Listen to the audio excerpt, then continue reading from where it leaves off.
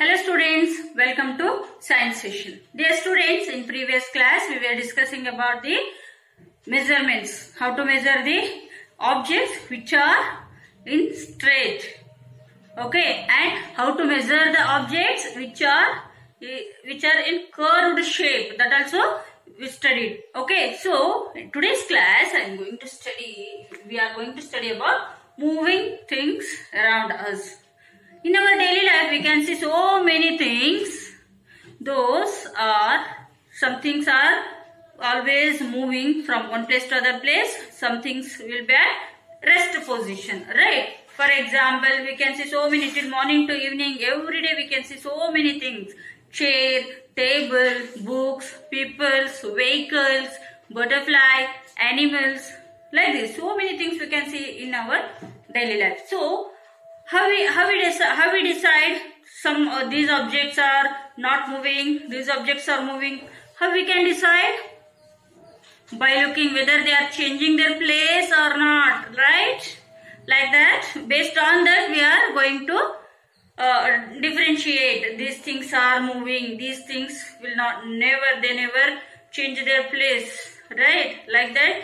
We stone also. So until unless we apply the force on them, we only have to change their place. Then only they can those things can change their place. Otherwise, they will be at rest position. They are unable to move.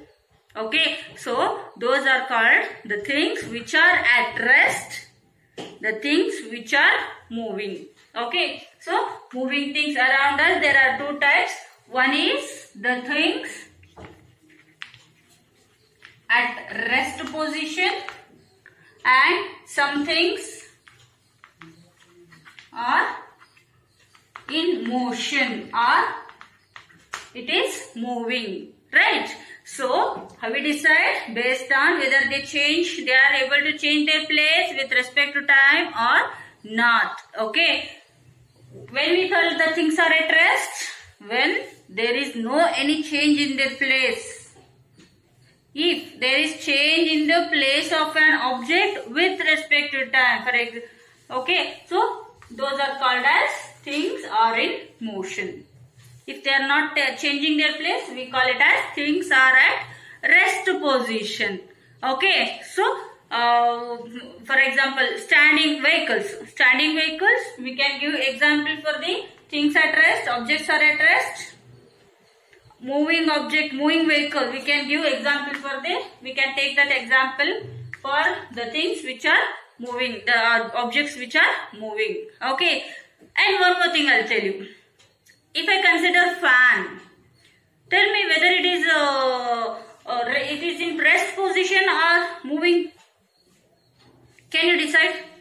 Fan, when we switch on, it starts moving. So, fan itself it moves? No. The part of that fan will change. Means that only starts moving, right?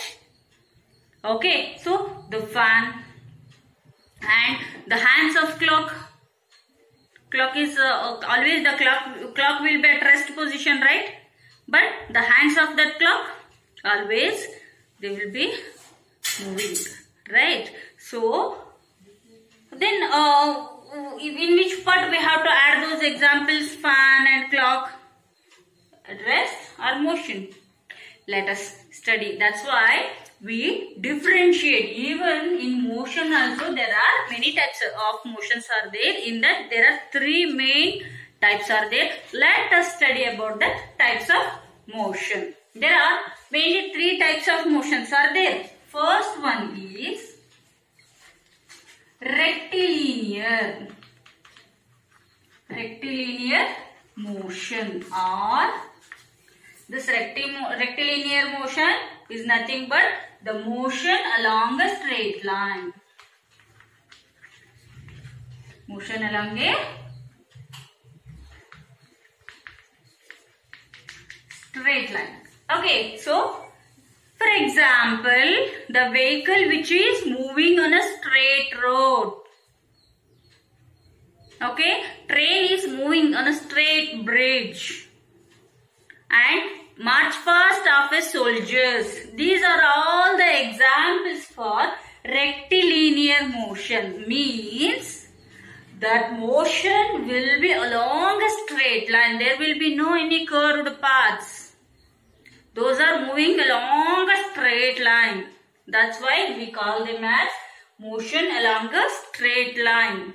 Got it? So, which is nothing but it is a rectilinear motion. Rectilinear motion is also seen. Motion along a straight line is also seen. Got it? This is one type. What are the examples? The vehicles which is moving along a straight road. Train which is moving along a straight bridge.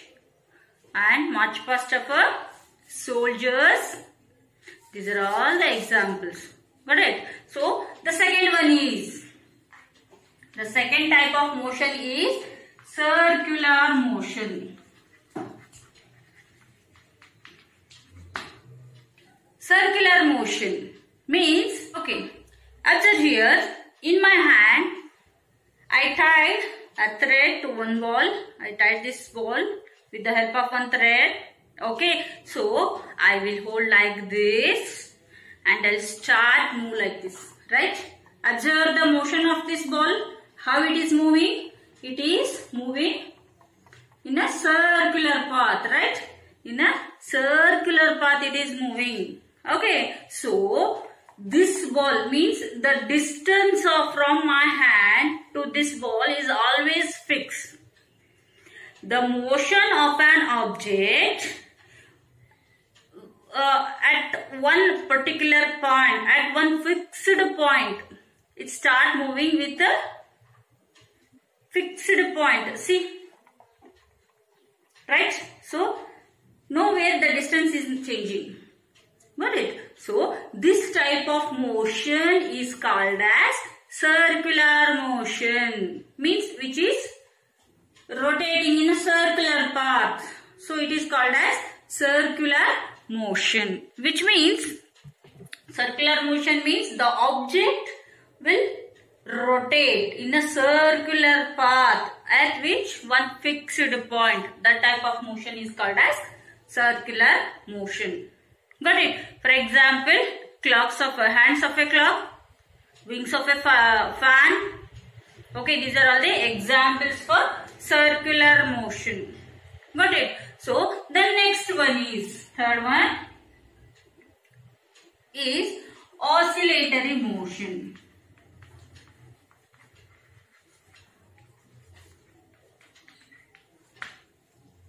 Oscillatory motion.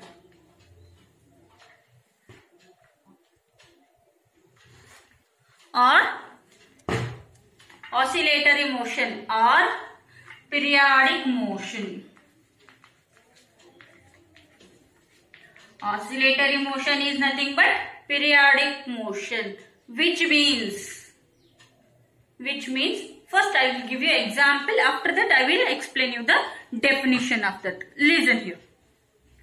Here, same ball I will take. So, this point is fixed. Okay, this is string, this is ball. Okay, I'll start moving like this. Means just observe the motion of that ball. Observe the motion. See.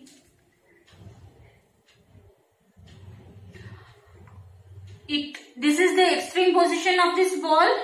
It reach this position. Again it go back along this direction. When it reaches at one position, again it come back to its original position. Means with respect to time. In 1 second it takes some 10 to 15 oscillations in 1 minute. So like that we can say. Okay. So which means from one extreme end to other extreme end it reaches. Again it come back to its original position. So this type of motion. So it keep on continuing. So this motion is not changing. Which is with respect to time. Okay. So this motion. See. Observe. This point is fixed. Okay. See. Okay, so this type of motion is called as periodic motion or oscillatory motion. Not only this one, even anything, any objects which move, means it is called as to and fro motion. To and fro motion of an object with respect to time. Means we measure that motion with respect to time. In 1 minute, in 60 seconds, sorry, both are same, right? In 1 second, in 1 minute, in 1 hour, like that we consider. Okay, so that is oscillatory motion, or else it is periodic motion. Some examples for this is swinging, motion of a child on a swing. ಜೋಕಾಲಿ ಆಟ ಆಡ್ತಿರಲ್ಲ ಎಲ್ಲರೂ, ಜೋಕಾಲಿ ಆಟ ಆಡಿದಾಗ ಹೆಂಗ್ ಹೋಗ್ತೈತಿ? So it goes from one point to other points and again it come back to its original position. That motion, swinging, motion of a swing, that is also periodic motion. Electric bell in a temple, they use electric bells, right, for music. That bell, how it, when you switch on that bell, so it starts moving, it starts belling continuously. Okay, so that motion is also called as periodic motion or oscillatory motion. Got it? So these are the examples for oscillatory motion. What else you studied in this class? So things which are at rest, things which are in motion. In this, the objects which are in motion, there are 3 types. One is rectilinear motion, means the motion which is along a straight line. Second one is circular motion, means in the things which are moving along a circular path. And third one is periodic motion. To and fro motion of an object is called periodic motion or oscillatory motion. Okay, some more motions are there. They involve more than one type. So 2 or more types of motions which are involved in with that situation. For example, I will give you one example. Okay, so I think all of you have watched cricket, right? How the ball will move when the bowler spins that ball, it rotates. It rotates like this also, and it moves from one place to another place with rotating itself. Okay, so ಅದೇನಾಗ್ತೈತಿ, ಚೆಂಡು ತನ್ನ ಸುತ್ತನೂ round ಹಾಕ್ತೈತಿ. It revolves around itself and also it moves in a straight path or in a straight line. Okay, so in that situation it involves 2 types of motion. One is circular motion as well as rectilinear motion. These types are also there. So how we consider whether it is a rectilinear motion or circular motion or oscillatory motion? With respect to time. Okay, so when we consider the motion of an object with respect to time, then only we can say whether the objects are moving slow or fast. Whether moving slowly or whether they are moving fast, how you can calculate? With respect to time itself. Understood, students? I hope you are all understanding this class. Okay, so I think this is end of your chapter. In the next class, we will study new chapter with a new enthusiasm. Okay, thank you. Have a good day.